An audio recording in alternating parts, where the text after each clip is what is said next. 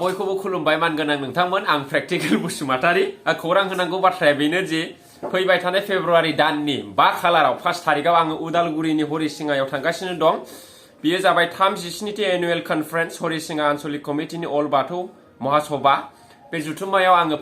तारिखनि मोनाबिलियाव नुजाथिहैगोन मेथाइ रोजाबगोन गान खनगोन डायलग होस्रोहैगोन आरोखि बिनि थाखायनो बयखौबो गुरैयै खावलायहरबाय बे जुथुम्मायाव आंजों लोगोसे रंजाफैनो थाखाय थावनिया जाहैबाय सना फोथार नियार काटालगुरि बड' एमइ स्कुलाव आरोखि हरिसिङानि साखाथियावनो बियो नोंथांमोनखौ बेयाव लोगो मोनगोन होननानै मिजिंथिबाय 1 तारिख फेब्रुवारियाव थेंक इउ बयखौबो गोजोन्थों खुलुमबाय बिदि आरोखि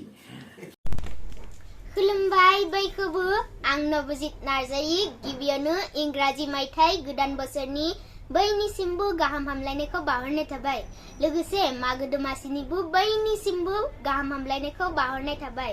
हरिसिङा आन्चलिक अल बाथौ महासभानि 37 एनुवेल कनफारेन्सआ फैगौ फेब्रुवारि दाननि 3, 4 आरो 5 2023 खालाराव जानो थांगासिनो दङ आसा खालामो नोंथांमोना बयबो बे सानथामनि हाबाफारियाव गाजा गोमजायैनो बाहागो लानानै बे मेलखौ जाफुंसार होगोन आरो आंबो 4 फेब्रुवारि खालि मोनानि कालचार प्रग्रामाव फैगासिनो दङ आरो आसा खालामो नोंथांमोनखौ बयखौबो लोगो मोनगोन ओके बावनाङा दे रायजोफोर